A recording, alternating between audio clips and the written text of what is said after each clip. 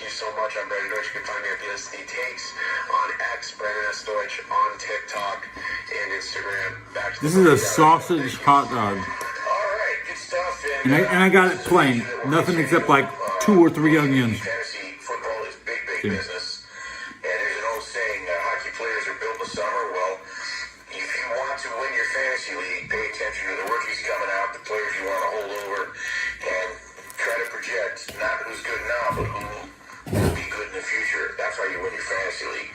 By the way, if you miss any of tonight's show, you're going to want to catch the podcast. Just search Fox Sports Radio wherever you get your podcasts. Right after the show, tonight's podcast will be posted. Be sure to follow the podcast, rated 5 stars. You can even provide a review. Again, just search Fox Sports Radio. Wherever you get your podcasts, you'll find tonight's full show right after we get off the air.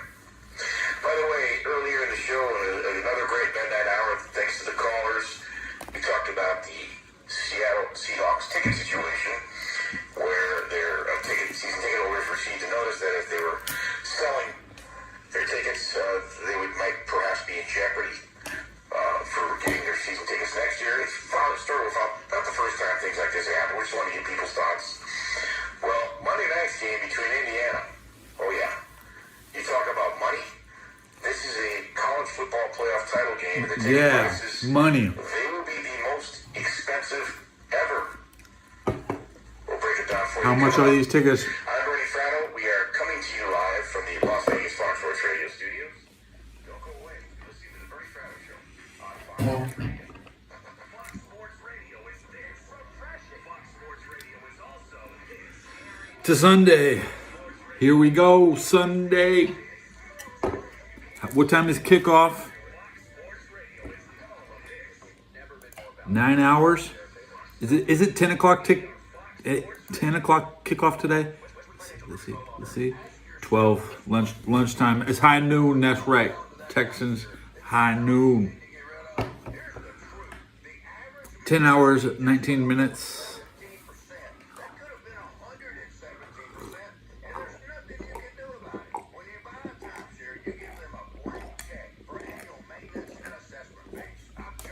Ah, 10 goals, good. Yeah, this Texans game is the only game that's gonna feel like a Super Bowl because they're playing indoors, right? Did they already play one game at home?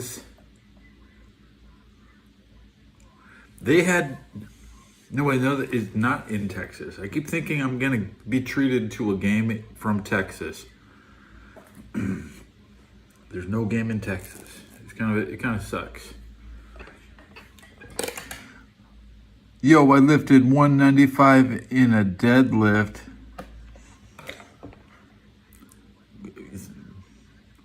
That's basically how much I weigh. Are you gonna throw me like a sack of shit? Ugh.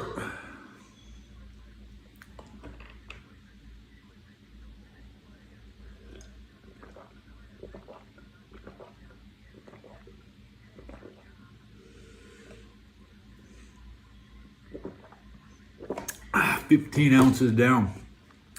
All right.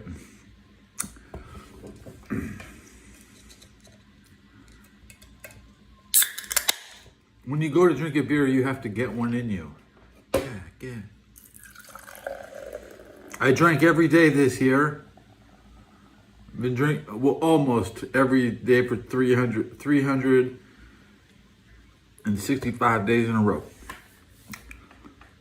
And I didn't even have a drink during the Super Bowl last year. I don't think I really watched last year either. I was correct picking the winner. I said Jalen Hurts will run all over the Chiefs.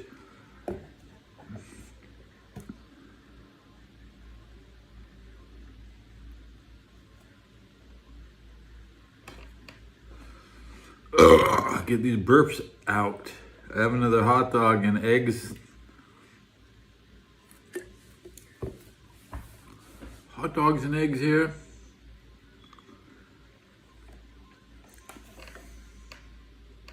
When you run life's easy. If the Texans can just run the ball tomorrow, that's all they need to do.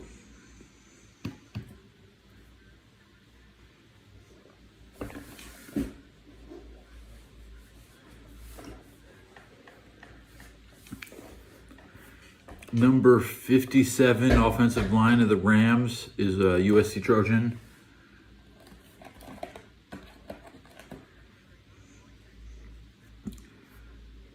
I'm gonna eat. Do I have room for another hot dog in my belly while pounding all this beer? No. No, I don't.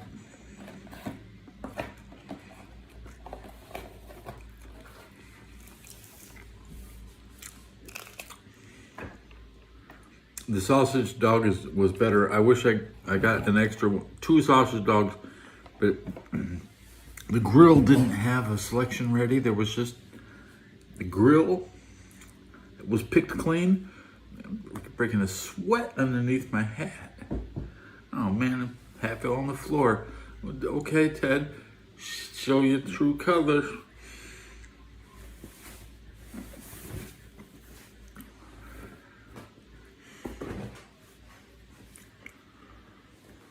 Another comment, that's why I like to make my show. What's it say? Can't expect too much from low quality white guy. So true.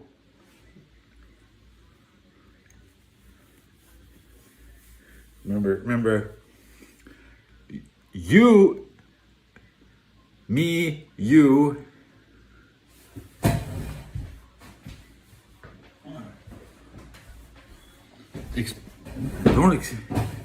I expect my viewers to work for me. That's right. Okay.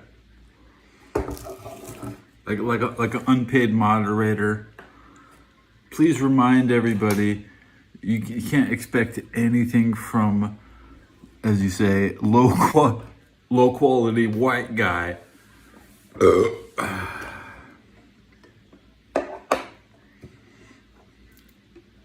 Any more brain busters? See, the trolling is hard work, but the thing is that you don't work.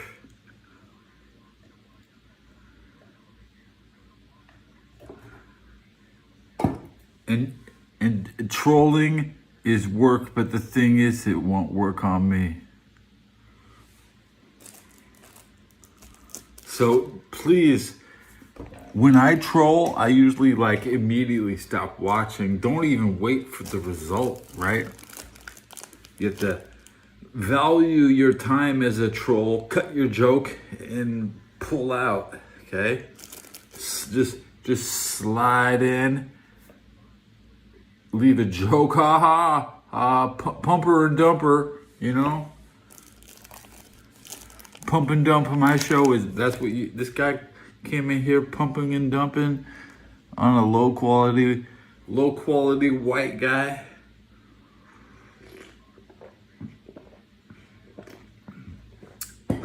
Apparently that's his dump target.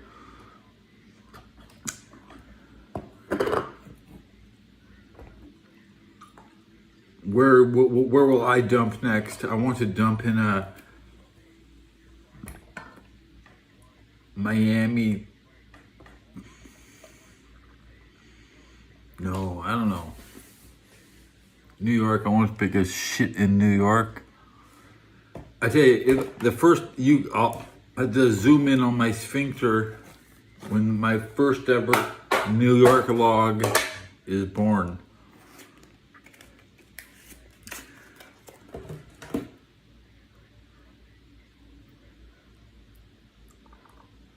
I've got a big trash can.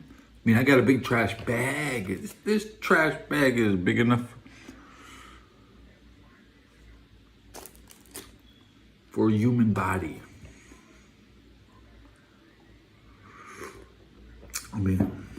Maybe up to 10 bodies could fit in this bag. This bag is big. Torsos, they get in the way. Especially when the arms are, the arms look like a swastika. Damn!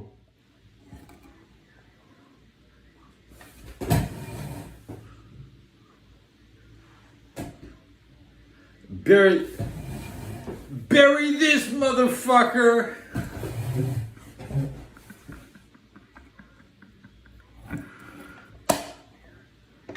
I like it when the body's all twisted.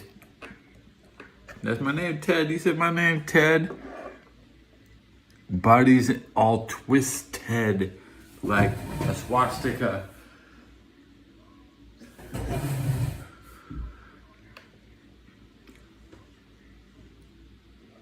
Who was left twisted? You know what? Thomas Morstead was twisted when he was throwing out that kick. Yeah, that's when the game was over. As soon as he missed with that kick, trying to stop that touchdown. Great attempt. A touchdown saving kick, but it missed. Sure, he was trying to kick the innocent Seahawk sprinting towards the end zone.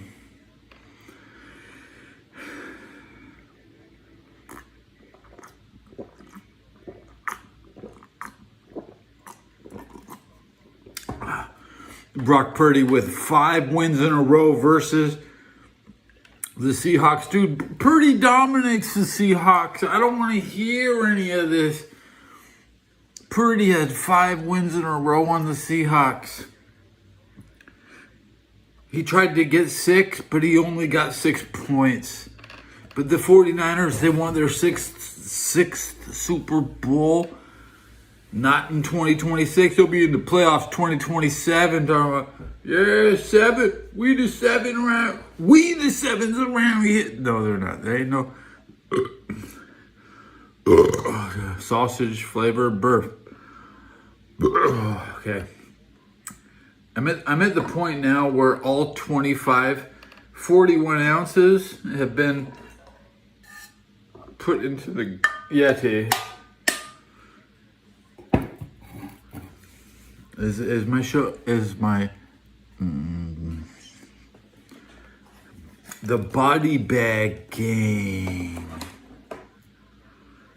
Want a body bag, any percent speed run.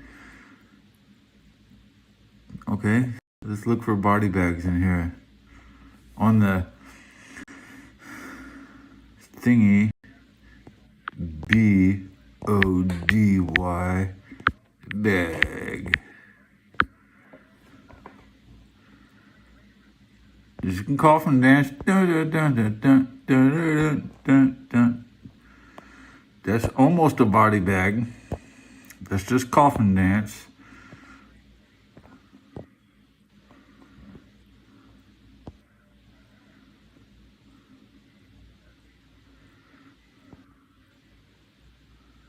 Bed, Bath, and Body Works.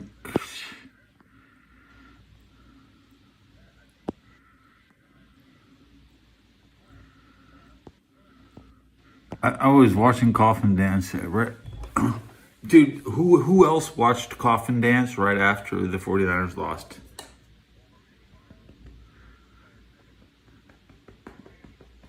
Where's my cookie? Cupcake dance. That's when the 49ers are carrying their opponents all year. Nope. See, the thing is,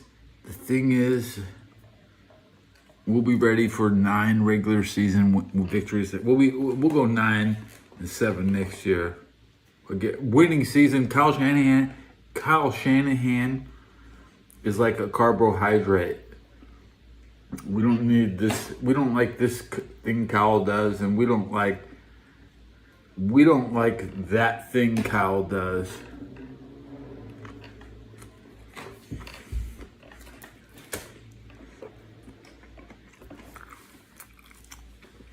Does Kyle think he can win with his roster? Pain. Christian McCaffrey ends. I have orders for Trump. Trump, let's take California. Trump will invade California. No, duh. So you say who? Who will Trump kidnap next?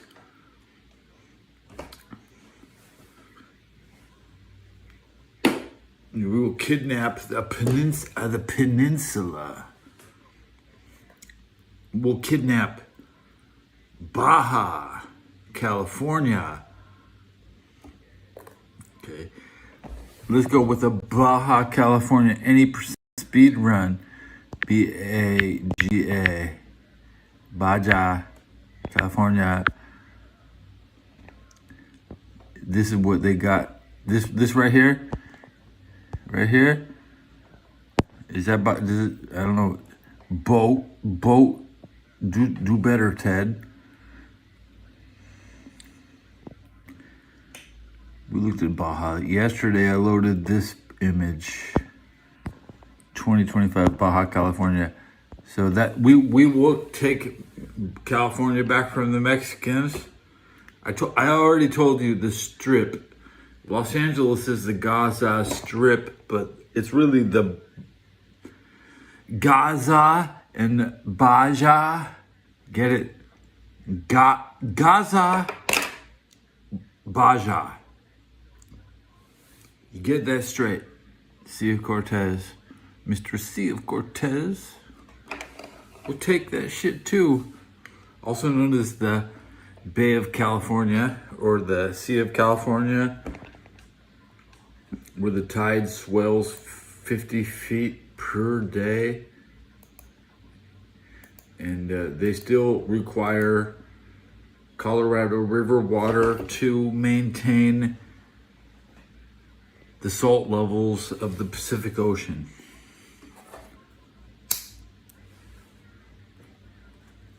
There should be 17 in this pack, right? Can I confirm or deny? Are there 7? There's not 7. This looks like 16. But because there's two I pulled out already.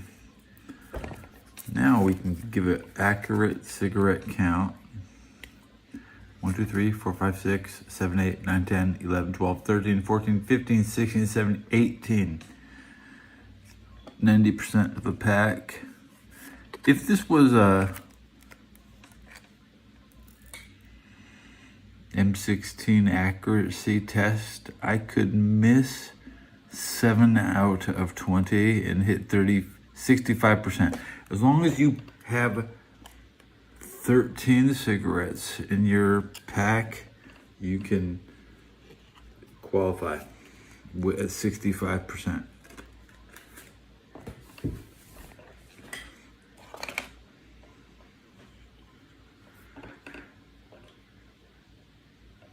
I gotta eat these eggs next, okay? Remus is up next. Dun dun dun dun dun dun dun dun dun. Look at that thumbnail.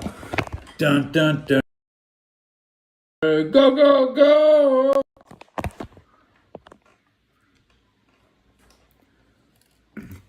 Roku is 20.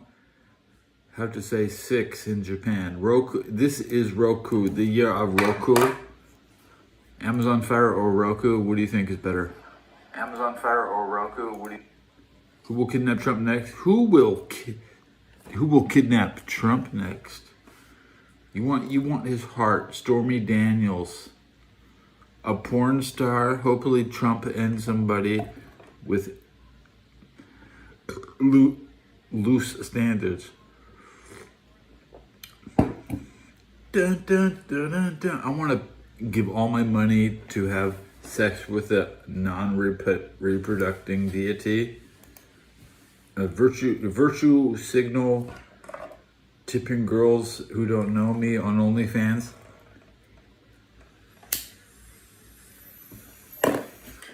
Where's my money?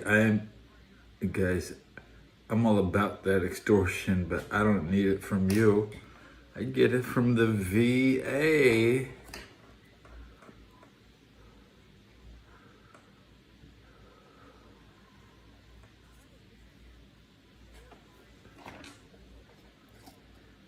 You're not the VA. The VA doesn't watch my show. And if I'd be like, how dare you watch my show? Peak. This is the peak of everything I ever wanted, and I'll never give it back. It's all good if you would. Where's my comment? Did my comment disappear? Let me copy paste, bro. The Detroit 49ers. I thought I was watching a Lions game out there. Am I the only one that... When I saw the Giant, they scored 6, I was praying to God they wouldn't score again. And Seahawks got the ball back and couldn't convert on 4th down.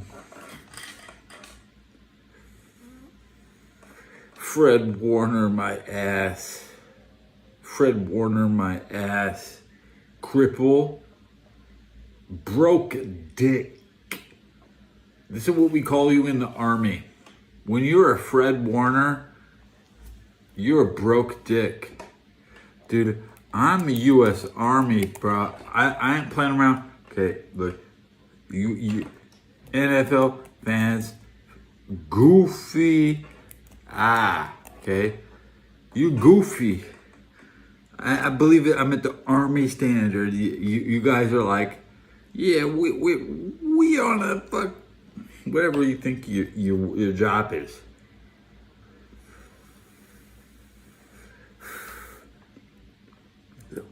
I like Army. Should I crank up that Army fucking AI? Let's see what kind of World War II shit I can blast out. These loud as fuck desktop speakers. Yeah, you don't want to mess around with trying to get your documentaries on Android. The speakers aren't loud enough. Today, I'm searching for World War II today. Lego World War II. It's pretty good. Dark Docks. Secrets from Hitler. Secrets of Hitler. Hitler saying Hitler for an hour until the show went. Hitler. Shekel Grubber. Where are my shekels? Bring me shekels. Yes, the shekels.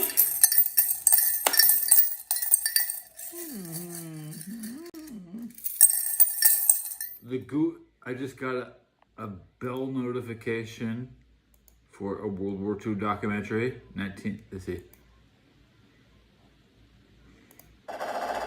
Battle for Goose Green during the Falklands War of 19... Goose Green Falklands War.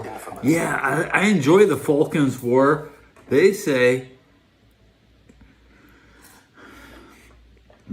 England provokes the Magna Carta by assaulting the South American Ocean. Do the English want to fight me? You want to fight me, motherfucker? I already talked shit about you. You ain't got no intel. We already know about your shit. Everybody in Argentina is doing anal now down thanks to... Across, filtered through. The love of God and the fellowship of the Holy Spirit be with us all evermore. Amen. We're looking In at just a few short hours, Goose Green had taken its place in British military history.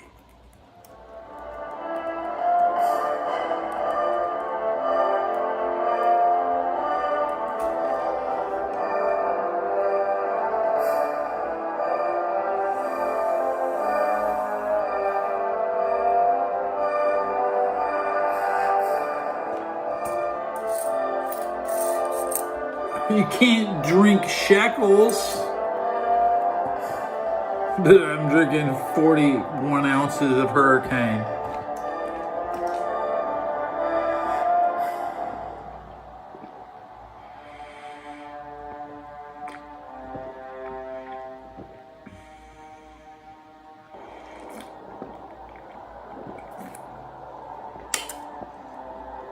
In May 1982, May the British 82. Army fought its first set-piece land battle since the Korean War some 30 years earlier. It was also the largest engagement it had fought in the Southern Hemisphere since the Boer War in South Africa. Southern at the turn of the Hemisphere century. bringing that fucking Hardly a lucky fight. omen. Yeah, you know, true that you Northern Second Hemispheres are was the 2nd overrated. Battalion of the Parachute Regiment, 2 Para. They, like everyone else, had been stunned by the sudden Argentine invasion of the Falkland Islands on the Sudden 2nd of April Argentina 1982. invasion. Almost incredibly, a speedily assembled British military task force left for the South Atlantic just 3 days later. Its mission, to recover the Falklands and restore them to British sovereignty. Argentina had a long-standing claim over the islands they knew as the Malvinas. The decision to seize them was made by a desperate government, unpopular with the people and the military. This was, it believed, the one issue on which the country was united, and little thought was given to what the British reaction might be. While the USA tried to broker a peace agreement, Margaret Thatcher's government gambled all on the determination and professionalism of the country's armed forces. One of the most experienced units was 2 Para, which had recently seen active service in Northern Ireland and had acquired a charismatic commander in the person of Colonel H. Jones. When Colonel H. Jones took command of the 2nd Parachute Battalion in April 1981, he was inheriting a unit that hadn't really seen an awful lot of high-intensity conflict in recent years.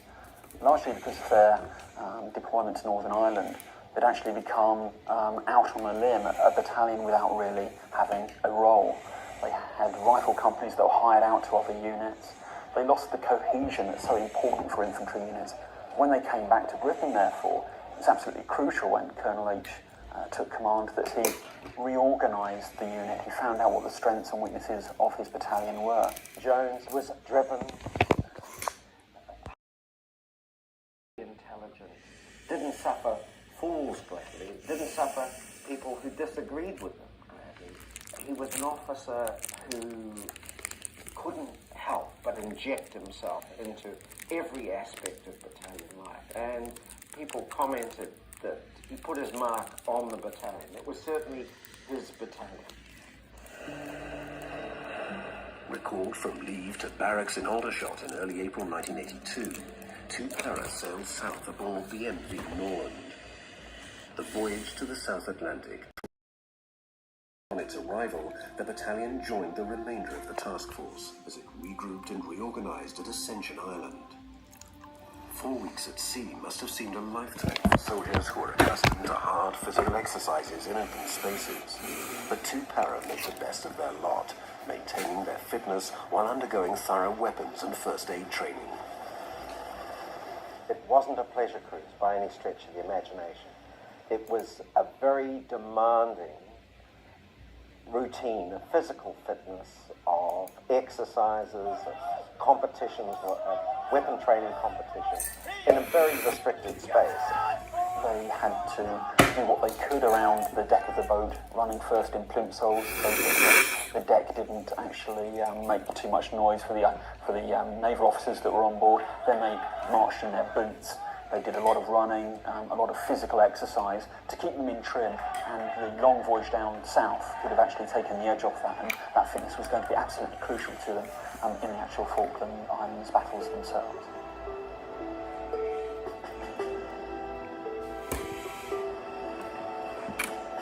By mid-May, the Falklands War was not going all Britain's way. Although the Royal Navy had controversially sunk the Argentine cruiser Belgrano, Britain had lost a number of ships to daring attacks by the underrated Argentine Air Force. The overriding concern of Margaret Thatcher and her war cabinet was to maintain national unity and international support for Britain's actions. And to achieve these aims, an early and conspicuous military success was going to be critically important. For the task force, the pressure was on. Having waded through 3 feet of freezing water, 2 para came ashore on Blue Beach on the Falkland Islands at 7:15 a.m. on the 21st of May 1982 and moved to the area around San Carlos settlement. There they regrouped and moved south to Sussex Mountain, leaving logistic support back closer to the beach.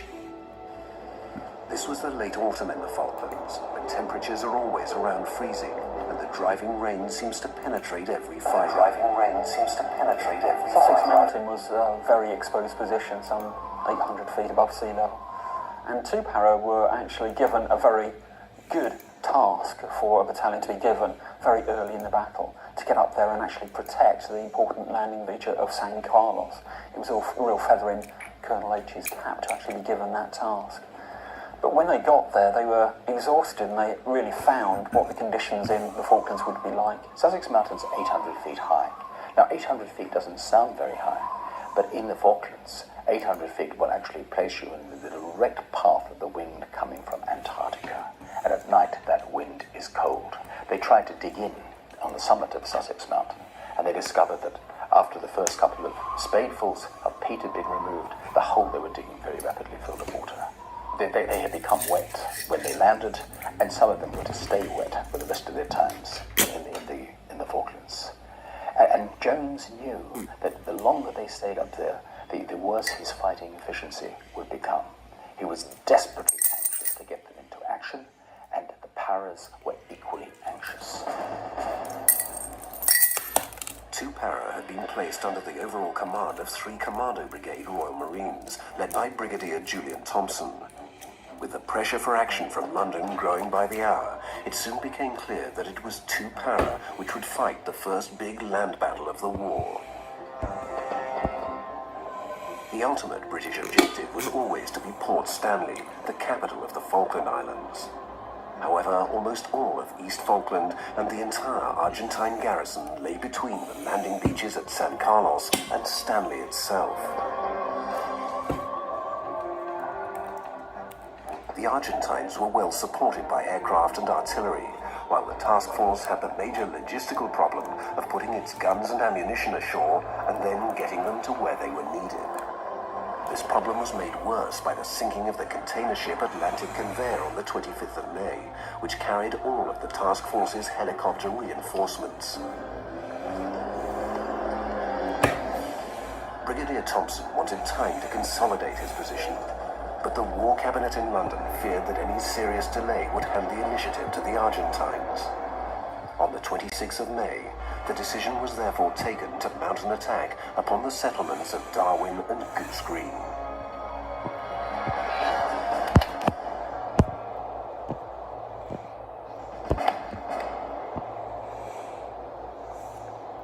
War is a political act, and recapturing the Falklands was certainly a political act on the part of the British government.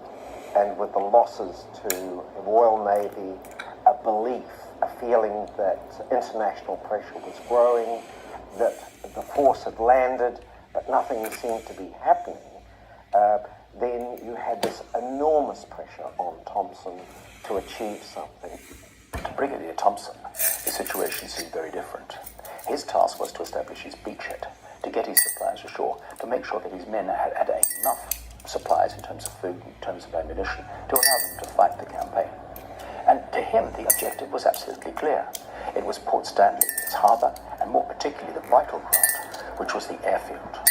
And the demand that he should attack Darwin's Green seemed to him a totally unnecessary diversion.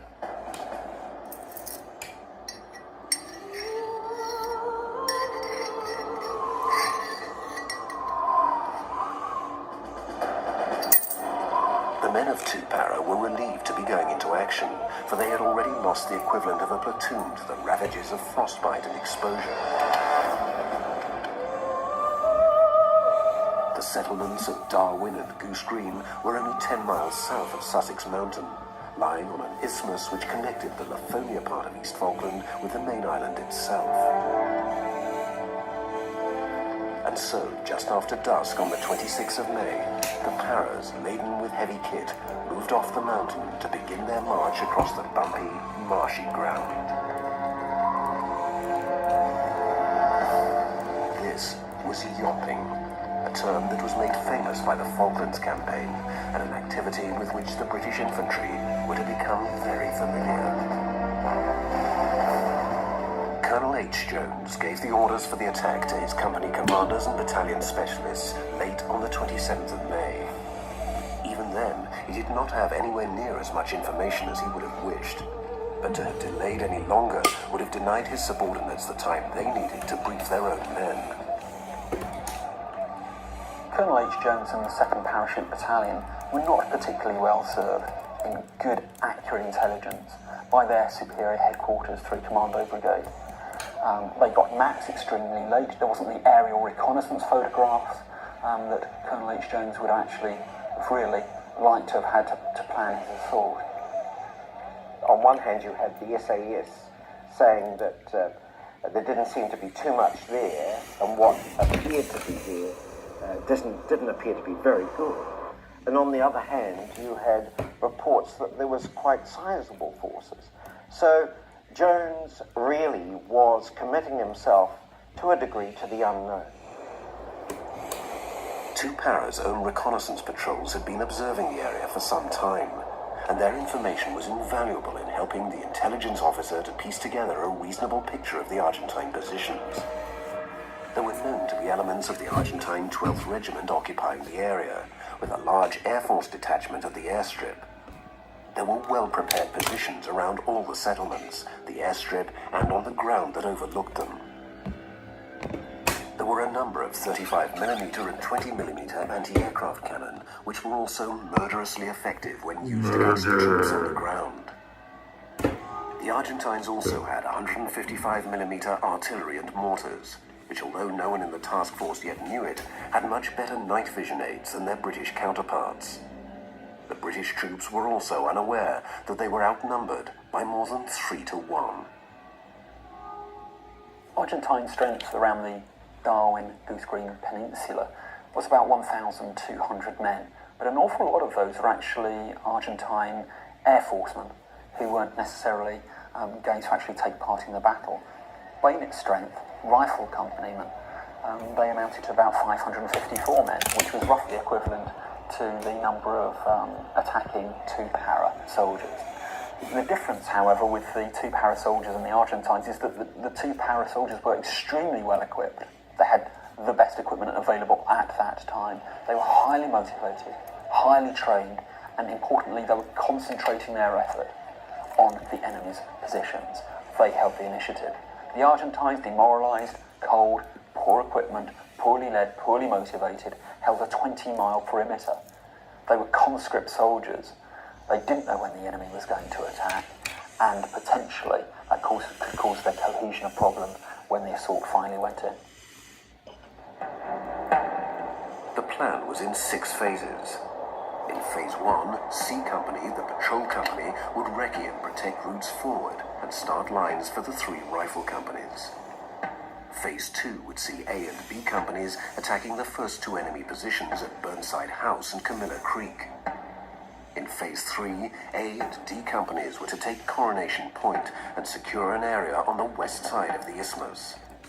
In Phase 4, B Company would pass through and take Boca House, with D Company in support. Phase 5 would see all 3 rifle companies push forward towards Darwin and Goose Green, while C Company cleared and secured the airfield. Phase 6 would be the final capture of Darwin and Goose Green, with C Company providing a screen force covering to the south. Jones had to take out a series of positions where he wasn't quite sure where the enemy actually was. And so he had to plan for this phased day-night attack, first silent, then noisy, once surprise was lost, and then keep that momentum going down this long finger of land. The difficulty for him, therefore, is to keep control of the battle in a way that he wanted. Therefore, he had a sixth-phase battle, which, to many of his subordinates, was far too complicated, overcomplicated, in fact. In fact, many of them didn't even understand the very nature of the plan. But there just wasn't the time to have it explained to them. It was delivered as a fait accompli, and they just had to deal with it in the best way that they could. Jones was up against it in terms of time, and he knew it. He put together a plan, but I think in his own mind he knew that it wasn't going to be as easy as he allowed for. Shortly before the orders were given, Battalion HQ was given a terrible shock. While listening over the radio to the BBC World Service, the newsreader announced that a parachute battalion is poised and ready to assault Darwin and Goose Green. Hardly able to believe his ears, Colonel H. Jones exploded with anger and rounded on the BBC's Robert Fox, who was attached to the battalion, threatening to sue the BBC, Whitehall, and the Prime Minister. Do you look better through the How clear this or information the... came to be broadcast is still a mystery. The Argentines had indeed monitored the broadcast, just as Jones had feared. But doubtless working on the assumption that no country would be incompetent enough to announce its army's battle plans to the enemy, dismissed it as a crude bluff. Colonel Jones and his officers had no way of knowing this, of course, and Major Chris Keeble, the second in command, was all for cancelling the attack. Chris Keeble's immediate reaction was that the attack should be cancelled. Now, Jones was going to have none of it. And Chris Keeble recorded that Jones said to him, he said, "Chris," he said, "I've waited 20 years for this. I'm not going to wait a minute longer." My mouse cursor is just flipping around on my desktop. So, give it a break. I'm gonna unplug my mouse. You'll hear the disconnect. Okay.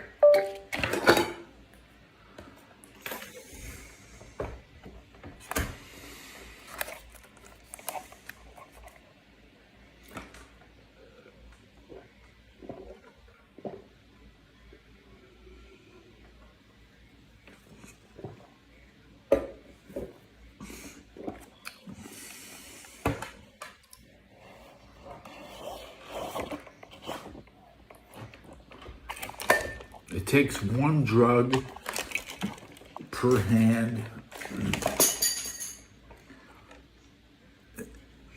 Video belongs in my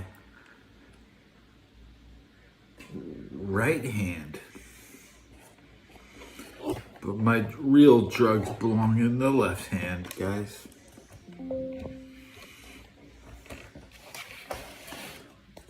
Where's my damn...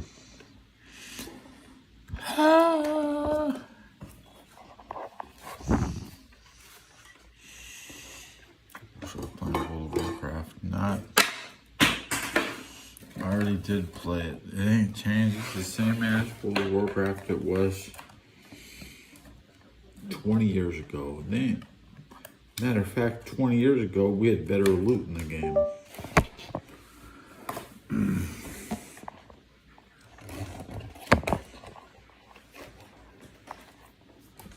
20 years ago, World of Warcraft had better loot.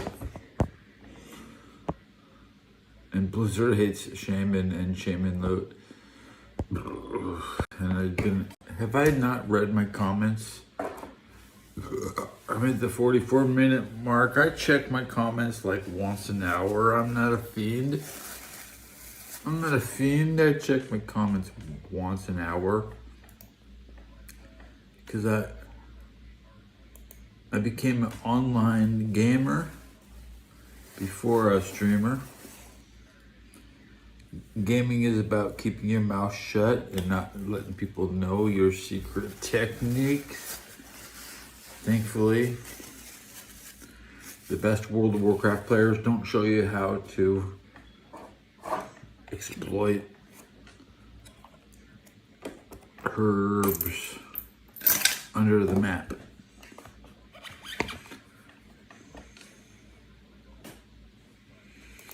Has my mouse stopped flickering? Maybe the mouse is plugged in. I shifted the location of the hot dog. It's not time to paint. We don't need to paint. We can paint when we wake up tomorrow. I wanted to have a night where I have the bathtub running.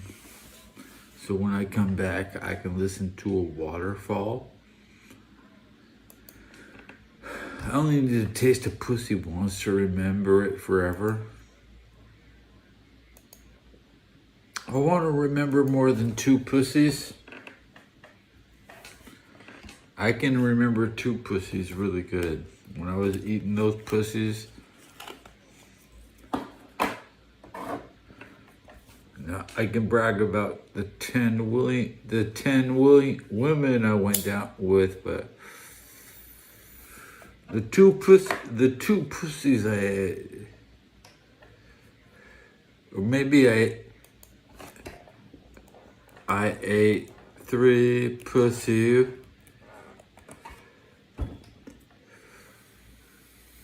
How many pussies did you lick in chat? If I had a pussy, would you lick it? I mean, that's the Bengali point of view. You know, you worship the deity. Everybody has a pussy. Even people without pussies.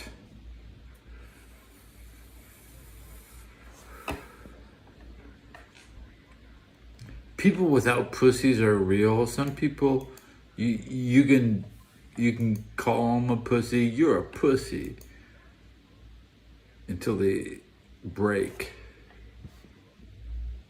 Pussy is 2 syllables. It's easier to say gay. Gay is 1 syllable.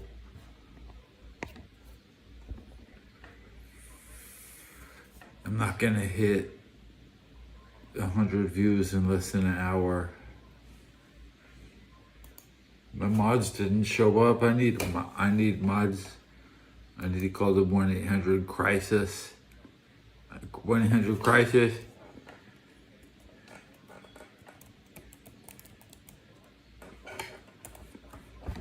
And I hit it really so quick.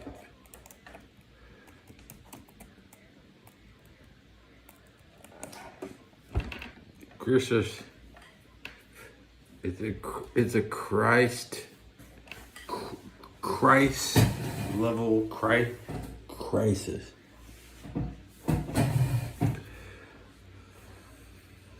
That's not it.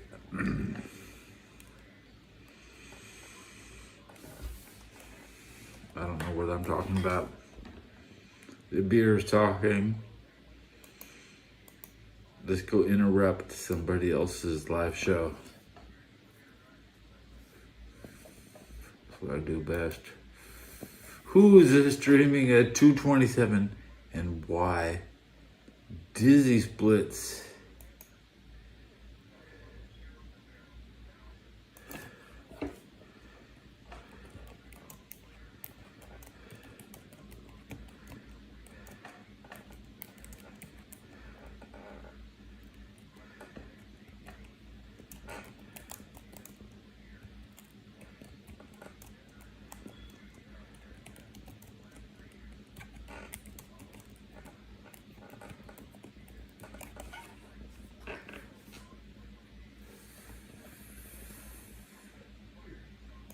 Get started at easycater.com.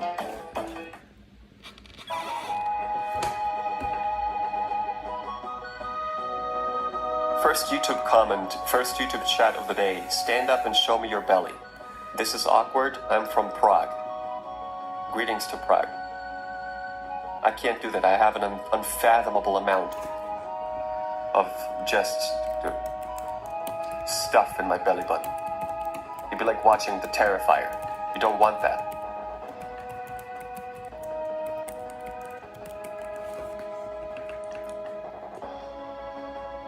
There's not only like clothes residue that's like an old toaster is in there. I'm ready to end my stream. That's where I keep most of my stuff.